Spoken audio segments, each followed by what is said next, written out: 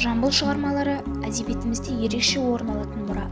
Әсіресе Алып ақынның «Халық менің шын атым» өлең жырлары жинағының берер тәлімі мол. Бұл жинаққа ғасыр жасаған ақынымыздың лирикалық заман туралы философиялық өлеңдері мен айтыстары, тарихи эпикалық дастандар топтастырылған. Ақынның «Ата жаумен айқастық», «Ленинградтық өренім», «Артықша туған азамат» өлеңдері ер жігіттің парызы, отанды қорғау екенін ұғындыру мақсатында жазылған туындылар.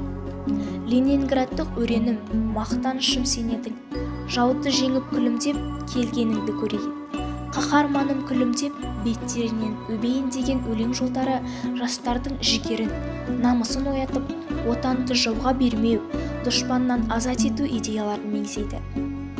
Дәл осы өлеңі сұрапыл соғыс кезінде туып, орыс тіліне аударылған соң көшенің әрбір бағаналарына ілінген екен.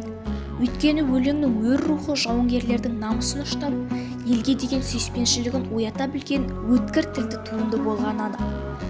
Сонымен қатар бұл жинаққа Жамбыл атамыздың айтыстары да топтастырылған. Тарихта атаңыз болып қалған, тіптен Жамбыл туралы фильмнің түсірілген себепші болған атақты Құлан Аяң Құлманбетпен айтысы ақын шығармаларының ішіндегі шоқтығы биік шығармасы. Құлманбет «Менің атам Құлан Аяң, менің құлан екенім Тәңірге аян» деп Жамбыл атамызға шүлге басталатын айтыс өте тартымды өткенін байқауға болады.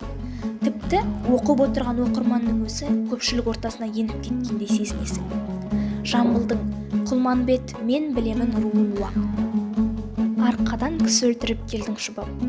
Басыңды осы арада кесіп алсам, құныңды алар, кісі жоқ іздеп сұрап деп екіленген Құлманбетке ойсырата соққы бергені айтыстың ажарын кіргізеді.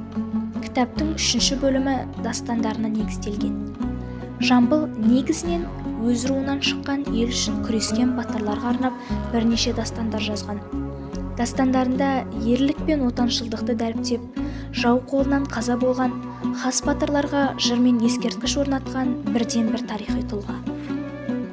Олай болса жас дос, еліңнің сүйікті ұлан атағың келсе, бойына патриоттық сезім оятқың келсе, «Халық менің шын атым» атты халық ақыны Жамбыл Жабаевтың жыр жинағын оқуға кеңес беремін.